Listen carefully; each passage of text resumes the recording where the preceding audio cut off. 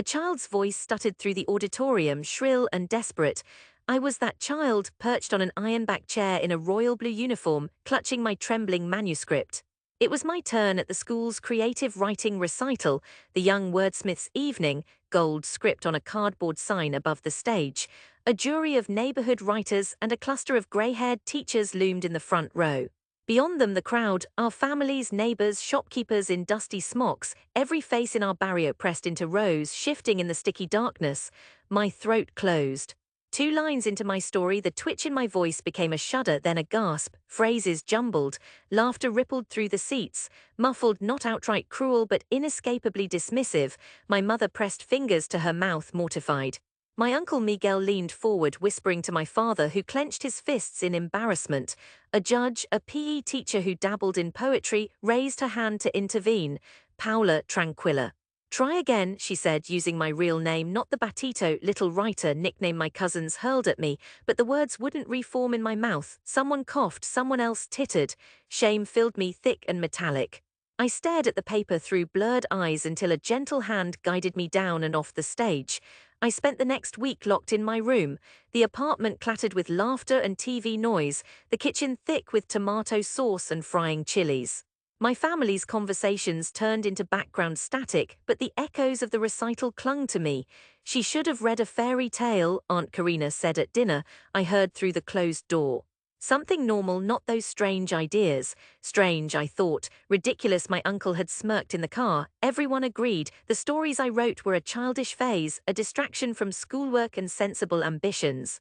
The ridicule wasn't only at home, school was worse, at lunch in the yard on the way to El Zocalo with classmates. Here comes La Shakespeare, someone sang. Gonna sign autographs, Paulita. I laughed along once or twice so they'd spare me, but the taunts became ritual. Over time I withdrew. I wrote in secret late at night using light from underneath my blanket. My notebooks grew ragged, the margins filled with crossings out, corrections, furious jottings. I learned to silence myself. My father was the first to try to reason me out of it. One humid Saturday after he'd gotten off work repairing buses, he sat beside me at the kitchen table. You're smart, Paula, but stories. His voice was gentle, tired. Writing doesn't pay bills. He gestured to the frayed linoleum, the missing drawer handle, the list of school fees on the fridge. Accountants do, nurses, people with careers. I nodded, but my hand kept scribbling new stories into the battered notebook in my lap. By high school, I became invisible in my own home. My parents fought about my grades. My cousins mocked my sullen silences. Sometimes I reread the stories I had written before the recital.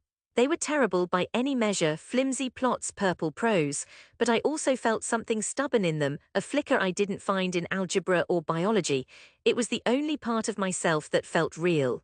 University was a battle I had to win quietly.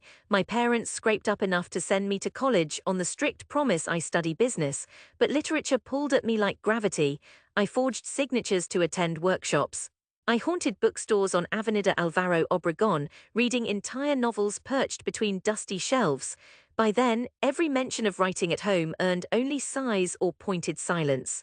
She'll grow out of it, my father assured relatives. It's just a phase. Years slipped past. I graduated with a degree I didn't care for, working days as a cashier, nights as a ghostwriter for online clients. Sometimes, lying in bed as the city's hum softened beneath the pink dawn, I wondered if I was being stubborn or simply foolish. At every family birthday, my cousins, now settled in sensible jobs, moving into marriages and mortgages, would prod me about my fantasia. Their faces held the same knowing smirk. When would I concede? I almost did.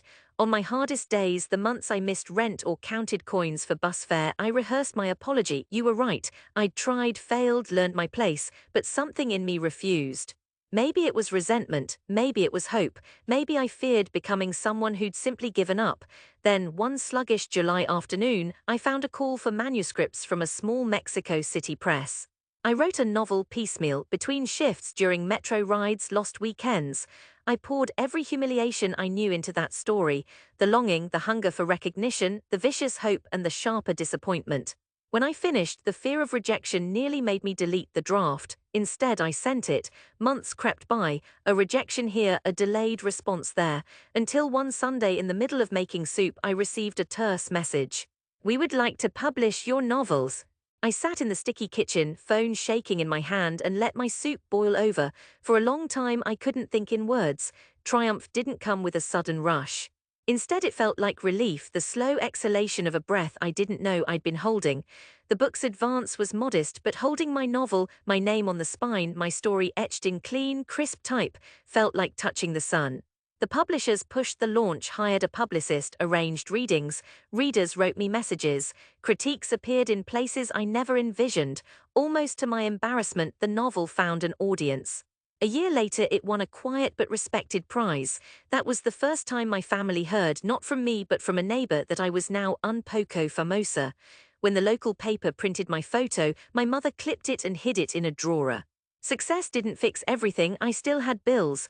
My second book was harder, the market's indifference biting, but I found footing. My world opened, festivals, other writers, nights talking art beneath chipped ceilings.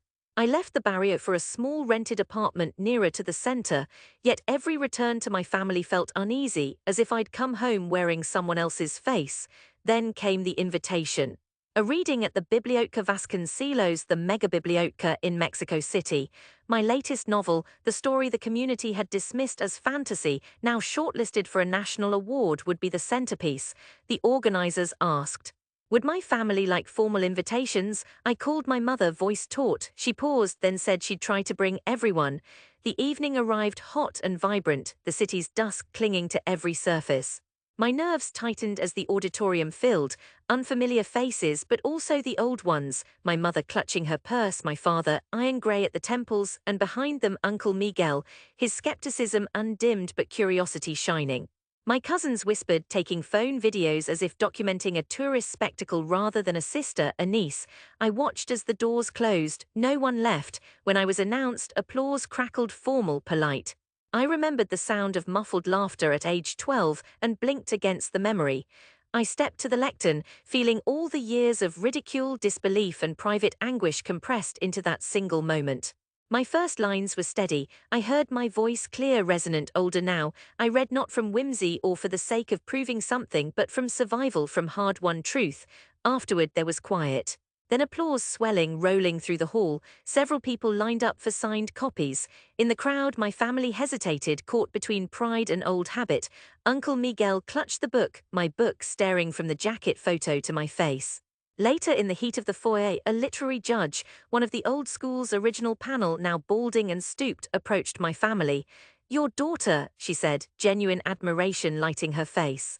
She has become a writer. My mother's silence cracked. She grasped my hand. Tears gathered but didn't fall. Lo lograst hija, she whispered. De verdad lo lograst. You made it, my daughter. Really, you made it. I smiled, small and grateful, not the brash triumph I'd once imagined, but something gentler, vindication woven with forgiveness. My father stunned me, pressing his palm to my shoulder. You wrote what you had to, he said simply. We did not see it then. He looked at the rows of strangers waiting to talk with me. Now we do. The cousins snapped selfies with the books, made jokes. It's one thing to tease the nobody writer, another to advertise a famous one in the family. But the familiar sting was gone. In their awkward admiration, there was an apology. The barrier found out soon enough. Shopkeepers nodded as I passed. La escritora, the fruit man greeted me. The neighbor who sold tamales pressed a wrapped packet into my hands. Even Aunt Karina said, so many words, Paula. You did something with them, after all. Inside, it was not pure triumph. Some wounds from the past remained.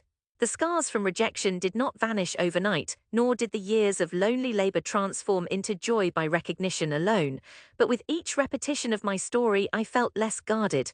The city felt smaller, more welcoming. Even my childhood streets seemed to meet me halfway now. A month after the reading, I returned to my parents' apartment on a rainy Saturday.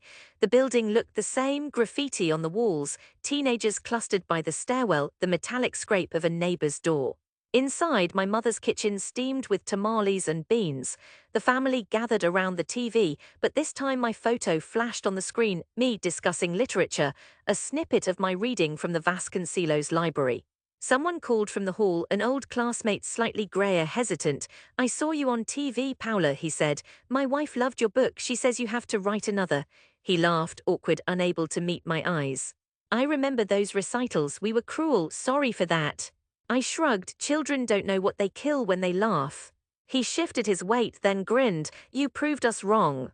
After he left, my uncle opened my latest novel, adjusting his glasses as if seeing it, me for the first time. Tell me, how did you even start with this? He asked, gentle skepticism replaced by curiosity. I looked around the room, at my father's softening, my mother's anxious pride, my cousin's easy ribbing, and the rain marking patterns on the window. I started with nowhere else to go, I said. He considered that. It took guts. Looking back, it had taken something more fragile, endurance born out of loss. The childhood humiliation, the long reconstruction of my belief, had been a burden and a catalyst.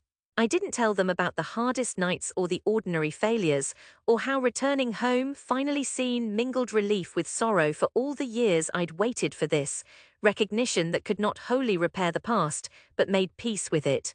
I just sat with them, the family that had doubted me, now circling stories in their own way. The neighborhood outside went on, the children playing, vendors calling, the city sprawling and endlessly patient. I finished my tea and listened to my mother recount how she met my father, her voice animated, rising and falling in the warm kitchen. Then quietly, breathlessly, contentedly, I realized I had returned, not as a prodigal, not as a conquering hero, but simply as myself, whole at last.